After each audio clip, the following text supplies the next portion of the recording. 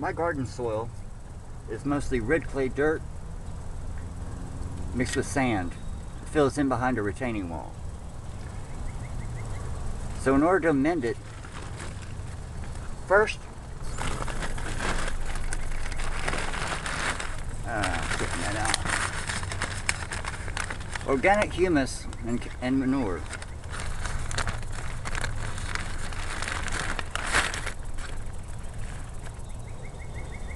These are Oregon sugar pod peas. You gotta plant them 2 inches apart at least.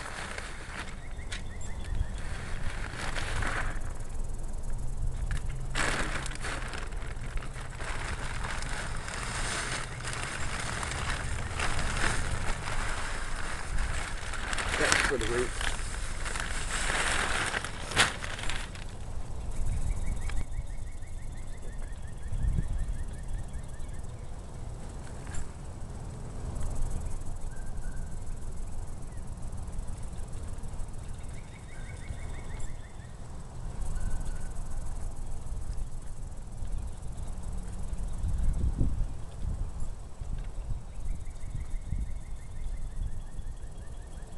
And some of this better dirt.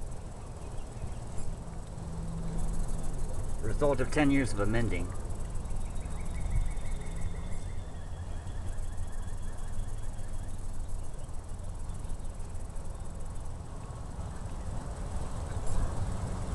Oh, gotta break off the bottom. These are peat pods I seeded.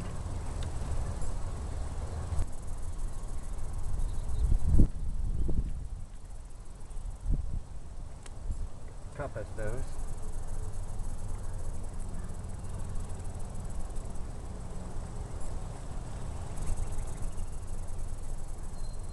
Where's the other one?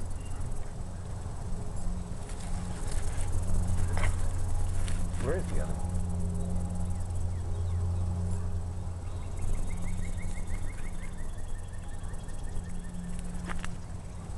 There it is.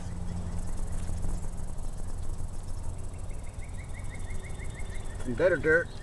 Oh, break off the bottom.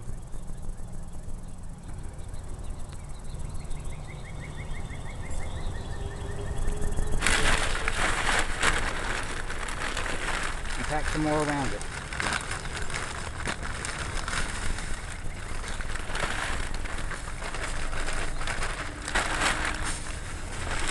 Recycle that.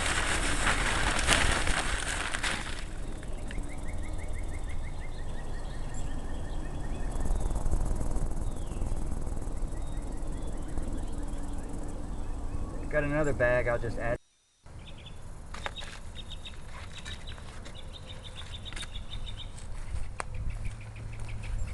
Now I reintegrate the clay soil and the other dirt with the humus.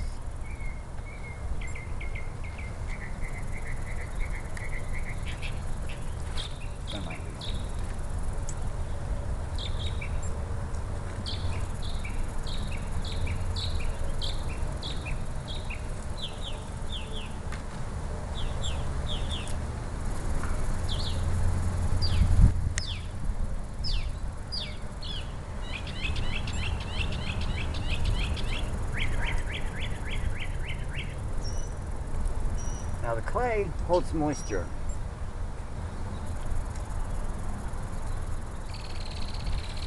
Also, as you can probably see, has a lot of iron.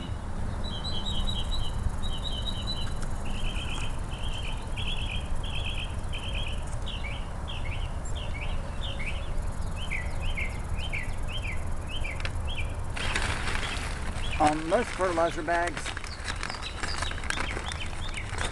there are these 3 numbers at the bottom on the front. This is the NPK. And that stands for nitrogen, phosphorus, and potassium. These are the percentages of each. This is public domain except for the red circles, which are mine.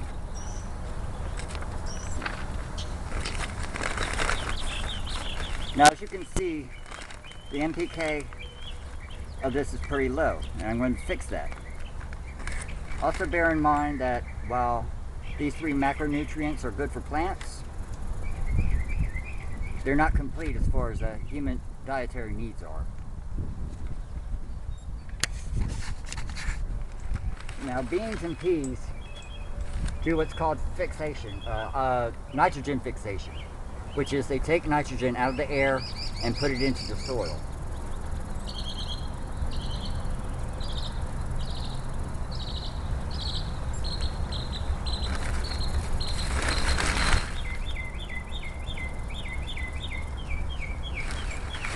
I'm just gonna have to water that.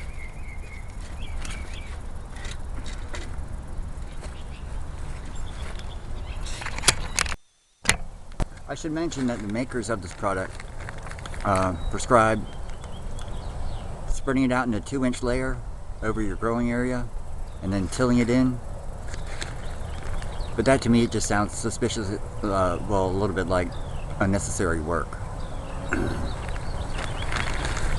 Also, they say to use gloves to protect your hands.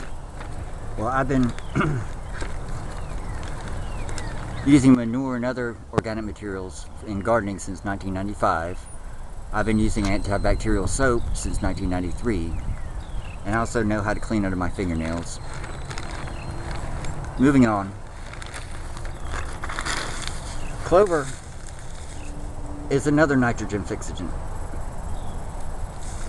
I plant this near my thyme to help discourage flowering or blooming, whatever. And when an herb blooms, its essential oils get lost from the leaves.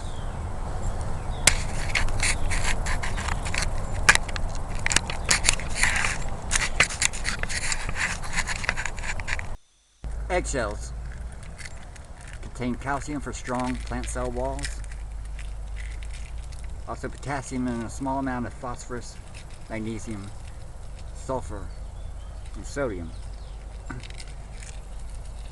Now instead of grinding them up really fine, I just toss them.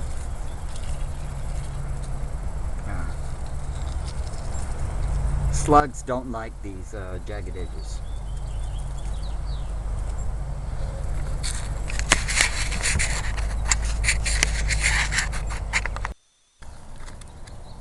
Banana peels have potassium, calcium, magnesium, manganese, and sodium, along with sulfur.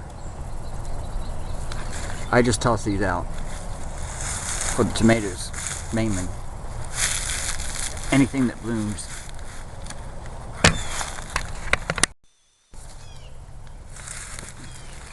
Potato skins have iron, potassium, nitrogen, and phosphorus, also on my blooming plants. Use coffee grounds, add mainly iron. They would add nitrogen, but it has to be put into the soil so organisms there can deal with it. But I just toss it on the ground, filter and all. I wait for the filter to dry out. I come by every now and then and clean up.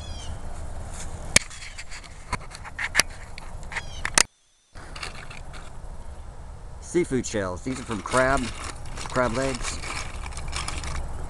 Calcium, magnesium. Also, they contain chitin, which attracts the bacteria that eats the exoskeleton of bugs. These really should be ground up really fine. I've done that before, but anyway, I use them here on my sweet potatoes because they don't require, pollination. I'm going to ground these up and put them out later.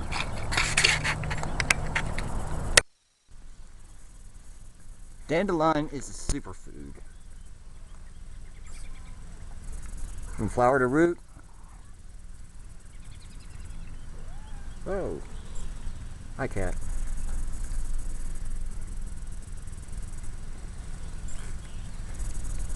For me today, though, it's fertilizer.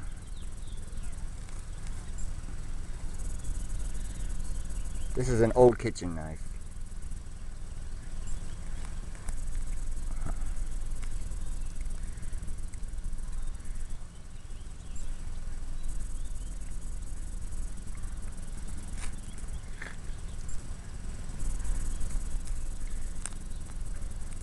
It contains all the vitamins except D, including over 300% vitamin A and over 600% of vitamin K. The leaves have more iron than spinach, more beta carotene than a carrot, but you need to catch them before they go to flower, or else they're more bitter after that.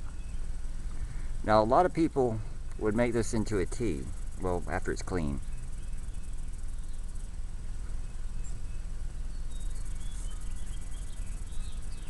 And then discard the solids.